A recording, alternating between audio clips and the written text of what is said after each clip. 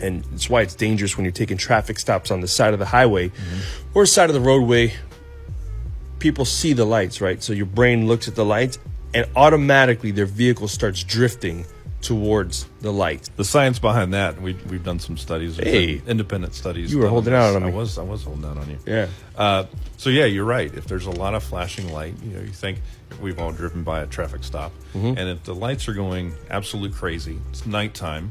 Yeah. You can't judge distance because you're blinded by the light. So if I can't look and see, how far I am from this traffic stop, am I 100 yards away or am I 1,000 yards away? Now you have to take your conscious side of your brain to look at and go, how far am I from this traffic stop? Yeah. And that's when the veering into it. Any motorcycle rider will tell you, that's what they tell you. If you go around a corner, where do you look? You look where you want to go. Where you want to go. You look into the ditch, you're going in the ditch. That's absolutely correct. True. The study outlined in the Fire Apparatus Emergency Lighting Study Report raises several critical concerns that undermine its credibility as a rigorously executed scientific document. While the report presents a comprehensive review of historical and recent research on emergency vehicle lighting, its methodology and execution exhibit significant biases and omissions that cast doubt on the validity of its conclusions. One of the most glaring issues is the involvement of WHELEN Engineering, a leading manufacturer of emergency lighting systems, in both providing the hardware for the study and participating in the development of the proposed lighting standards.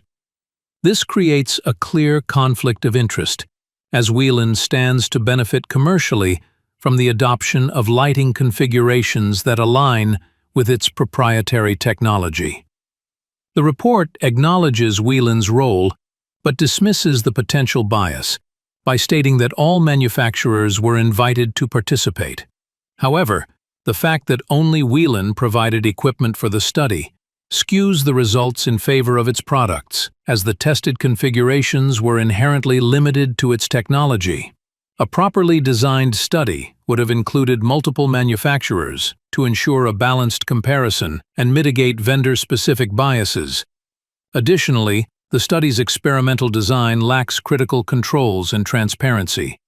The observers, primarily composed of individuals with pre-existing concerns about lighting intensity, e.g. NFPA committee members and emergency responders, were not a representative sample of the general driving public. This introduces selection bias, as participants were likely predisposed to favor reduced lighting intensity.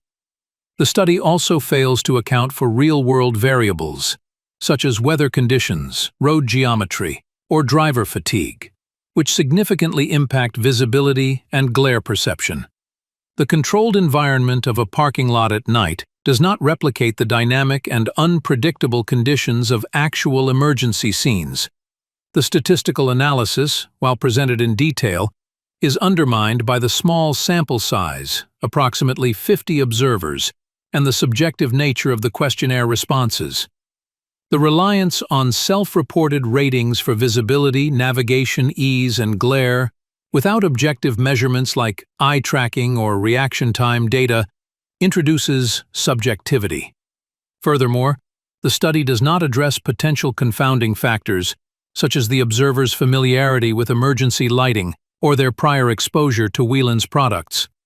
Finally, the report's recommendations align closely with WHELEN's existing product capabilities, such as synchronized flash patterns and dimming modes, without sufficiently exploring alternative solutions or justifying why these specific parameters are optimal.